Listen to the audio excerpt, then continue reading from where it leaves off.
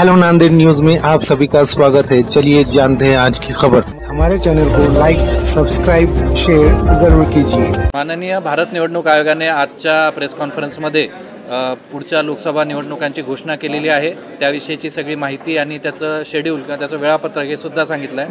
आपल्या नांदेड जिल्ह्यामध्ये 3 लोकसभा मतदारसंघांचं क्षेत्र येतं, त्यापैकी नांदेड आणि हिंगोली या 2 लोकसभा मतदारसंघांसाठी जो कार्यक्रम आहे तो मी आपल्यासमोर थोडक्यात मांडतो।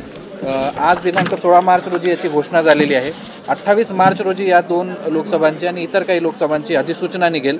दिनांक 4 एप्रिलपर्यंत नामनिर्देशन पत्र भरण्याची अंतिम तारीख असेल। या सगळ्या नामनिर्देशन पत्रांची छाननी ही 5 एप्रिल रोजी होईल। उमेदवारांना जर माघार घ्यायची असेल तर त्याची अंतिम मुदत ही 8 एप्रिल राहील। 26 एप्रिल रोजी आपल्या जिल्ह्यातील हे 8 विधानसभा मतदारसंघ जे नांदेड आणि हिंगोली लोकसभेला जोडले आहेत त्यांचं मतदान होईल आणि 4 जूनला त्यांचं काउंटिंग म्हणजे मतदानाची मोजणी होईल। आपला एक विधानसभा मतदारसंघ लोहा हा लातूर लोकसभेला जोडला आहे, त्यासाठी अधिसूचना 12 एप्रिल रोजी निघेल आणि त्यामध्ये आपला जो रोल आहे तो मुख्यत्वे करून मतदानाचा आहे, ते 7 मे रोजी होईल। अशा प्रकारे आपल्या जिल्ह्यामध्ये 2 टप्प्यांमध्ये मतदान हे विभागलेलं आहे। आपल्या जिल्ह्याचा जर विचार केला तर 26,93,715 एवढे मतदार आपल्याकडे आहे, ज्यापैकी 18,43,000 हे नांदेड लोकसभेसाठी मतदान करू शकतात, 5,58,000 हिंगोलीसाठी आणि 2,92,000 हे लातूरसाठी मतदान करतात। यामध्ये पुरुष हे 13,91,000 आहेत, महिला 13,02,000 आणि 160 हे तृतीयपंथी आपल्याकडे आहेत।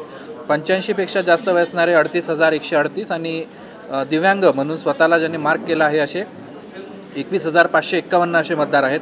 85 पेक्षा जास्त वय असणारे आणि ज्यांच्याकडे दिव्यांगत्वाचं 40% पेक्षा जास्त डिसेबिलिटी असल्याचं प्रमाणपत्र आहे अशा मतदारांसाठी होम वोटिंगचा एक पर्याय आहे। ते कंपल्शन नाही आहे किंवा त्यांना तशी सक्ती नाही, पर्याय आहे। जर त्यांची इच्छा असेल आणि प्रशासन म्हणून किंवा निवडणूक यंत्रणा म्हणून सुद्धा आम्हाला असं वाटतं की त्यांनी हा मतदानाचा उत्सव बघण्यासाठी प्रत्यक्ष केंद्रावर यावं, त्या ठिकाणी आपण सगळी सुविधा केलेली आहे।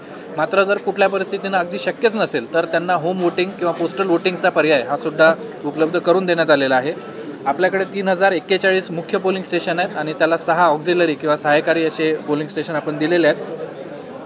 या सगळ्या ठिकाणी ज्या आवश्यक मान्य आयोगानं दिलेल्या सूचनांनुसारच्या सुविधा आहेत त्या आपण पुरवलेल्या आहे। आपल्या जिल्ह्यामध्ये एक अभिनव प्रयोग आपण केला आहे की मतदारांना आल्यावरती रांगांमध्ये उभं राहायला लागू नये म्हणून त्यांच्यासाठी प्रतीक्षालयं आपण प्रत्येक मतदान केंद्रांवरती नियोजित केली आहे, ज्या ठिकाणी फर्स्ट एड किट राहील।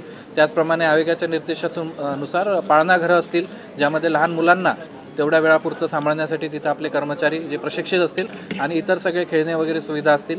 त्याचबरोबर व्हीलचेअर, रॅम्प या दिव्यांग किंवा ज्या लोकांना व्हीलचेअरची गरज पडते त्यांच्यासाठी ती सुद्धा व्यवस्था केली आहे। शौचालय, पिण्याचे पाणी अशी सगळी व्यवस्था आपण त्या ठिकाणी दिलेली आहे। 40 ठिकाणी आपल्याकडे संवेदनशील मतदान केंद्र आहेत, ज्या ठिकाणी अतिशय अल्प मतदान होणे, एकाच उमेदवाराला मोठ्या प्रमाणावर मतदान होणे किंवा इलेक्शन रिलेटेड काहीतरी गुन्हा त्या ठिकाणी मागच्या काही काळामध्ये घडला असेल असे आहे। या सगळ्या ठिकाणी मी स्वतः आणि पोलीस अधीक्षक यांनी भेट दिलेली आहे। स्थानिक आपले SDO, SDPO यांच्या अनेक भेटी त्या ठिकाणी झालेल्या आहेत। एकूण आपल्याकडे 9 strong rooms, ballot unit, control unit, VVPAT या सगळ्यांची पूर्तता झालेली आहे। कुठल्याही प्रकारे प्रलोभन मतदारांना दिल्या जाऊ नये यासाठी 97 स्थितिक पथकं म्हणजे स्टॅटिक पोस्ट आपण निर्माण केले आहे, ज्यापैकी 17 तेलंगणा आणि कर्नाटकाच्या सीमेवर आहेत। 95 आपली भरारी पथकं आपण नेमलेली आहेत। 53 व्हिडिओ पथकं आहेत आणि 33 पथकं अशी आहेत की जी वेगवेगळ्या सभा, प्रदर्शनं, रॅलीज यांना व्हिडिओग्राफीद्वारे कव्हर करतील। आपण 296 क्षेत्रीय अधिकारी आणि क्षेत्रीय पोलीस अधिकारी यांची नेमणूक केली आहे आणि 54 क्षेत्रीय अधिकारी आणि 54 क्षेत्रीय पोलीस अधिकारी यांना राखीव म्हणून आपण नियुक्त केलेलं आहे। एकूण 9,925 हे मतदान अधिकारी कर्मचारी आपल्याला लागतात, त्यांचीसुद्धा यादी अंतिम आहे। त्यांना आपण रँडमायझेशनद्वारा नियुक्ती देणार आहोत। आज मान्य आयोगानं निवडणुकीची घोषणा केल्यामुळे आचारसंहिता ही आता सुरू झालेली आहे। या अनुषंगानं राजकीय पक्षांवर जे प्रस्तावित उमेदवार आहेत त्यांच्यावर अनेक जबाबदाऱ्या असतात, त्याचप्रकारे शासकीय अधिकारी, कर्मचारी आणि अगदी सामान्य नागरिकांवर सुद्धा अनेक जबाबदाऱ्या येतात।